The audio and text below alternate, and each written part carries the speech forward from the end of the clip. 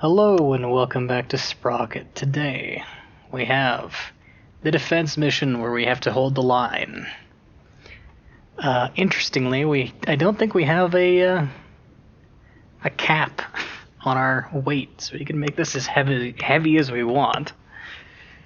But it is late war, so we can't go too crazy. I think I'm gonna go for some sort of MBT design, like a true MBT, single gun, all that jazz. Or I guess not true MBT, like a late war prototype MBT kind of deal, like a Mark I Centurion sort of, but probably not exactly like that. Yeah, so we'll jump straight to the time lapse and hope you enjoy.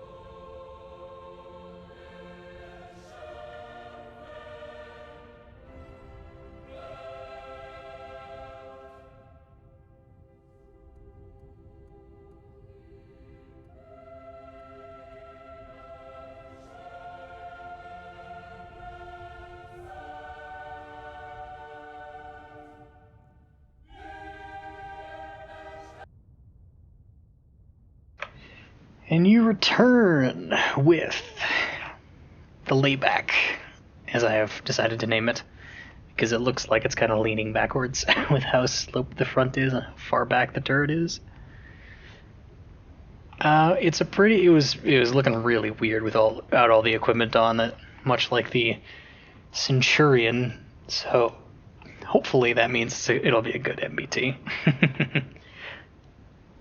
The armor layout is 150 sloped at 70 degrees in the front, so 400 to like 700 and some. Oh no, it's not 150. It's 100 mils. What am I talking about? It's just at that one spot there was 150 somehow.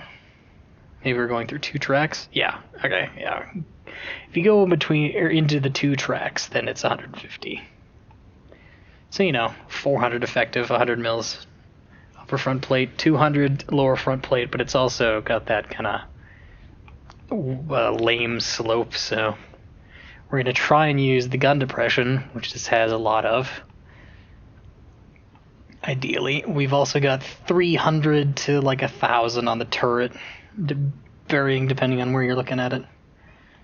It's got this kind of rounded turret edge into a rounded rear with, space for activities. The armor profile on the side is nothing too impressive, just 80 mils with some side skirts, or 60 mils with some side skirts. So, effectively from the side, 80. It's not going to be stopping anything other than, like, some light anti-tank rifle, I'd imagine. And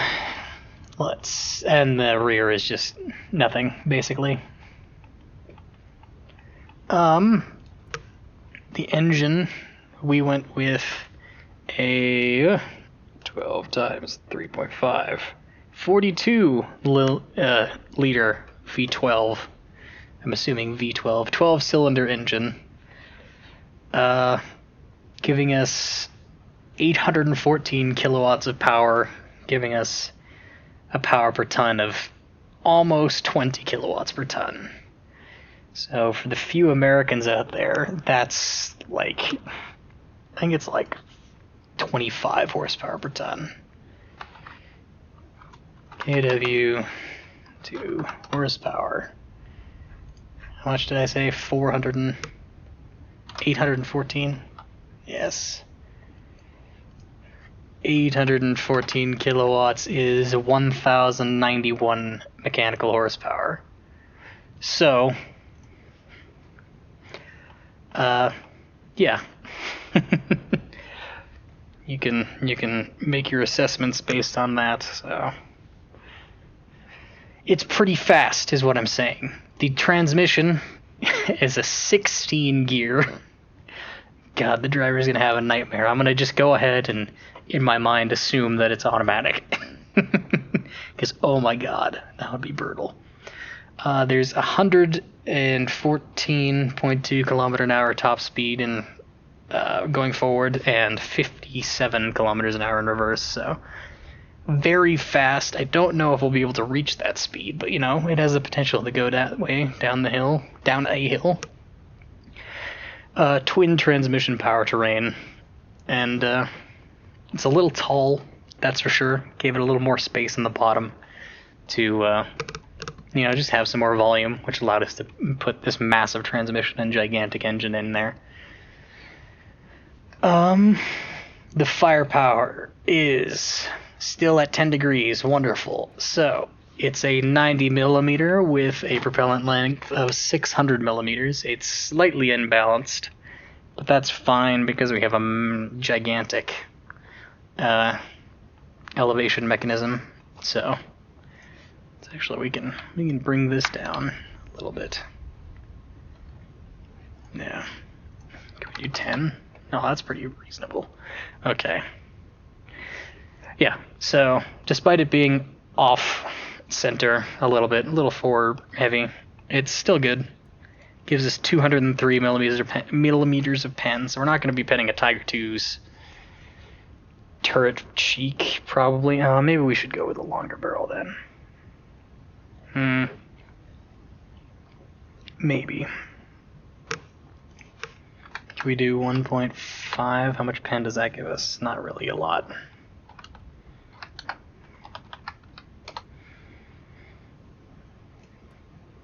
Doesn't affect that.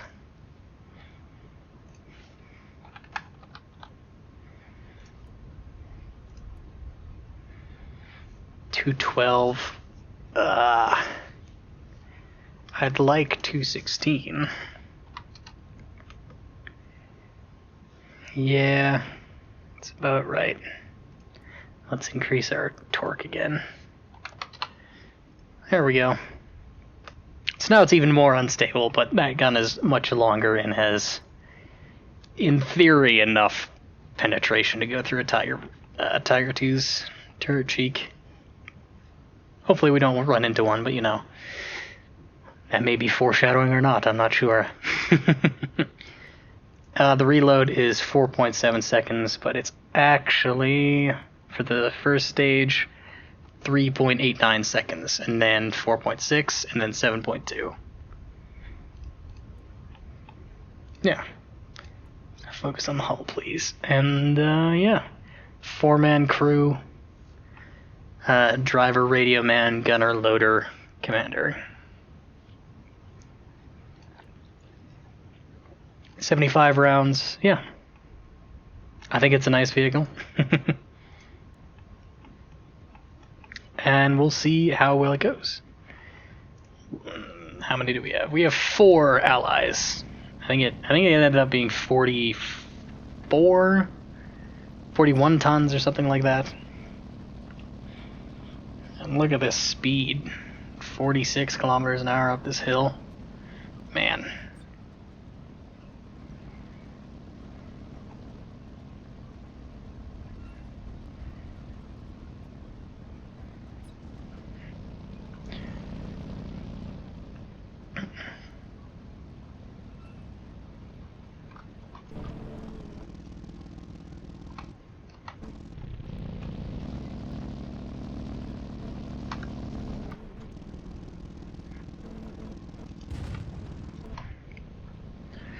Spatter AA. Interesting. Being put up against opponents with AA guns, I guess? Seems odd.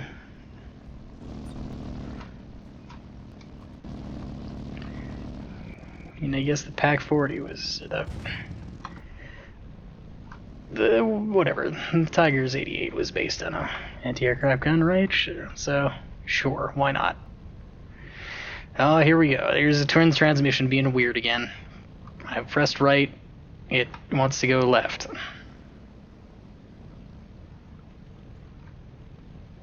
Where's the rest of the enemy? Is my ally in the fog over there? I think he is. I assume that means he's dead.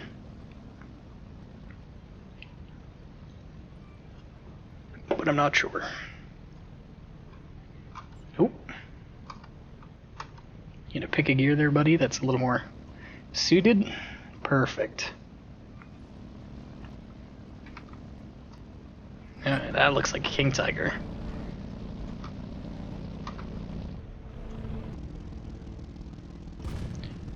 Oh, we immobilized him. We managed to hit him in the side. And we have an AA gun. Hey, there we go. Alright. Well, that was Sprocket, for now anyway. I hope you enjoyed the playthrough. I think I'm going to do one more video on a topic that I've been wanting to cover for a bit, so yeah. And then that'll be Sprocket for now, until they release another mission, or more probably Geometric Internals finally come out next month, and then I'll do a playthrough whenever that comes out at some point. Again, probably next month. So says the dev. So we'll see on that. Anyway, thanks for watching, and catch me next time.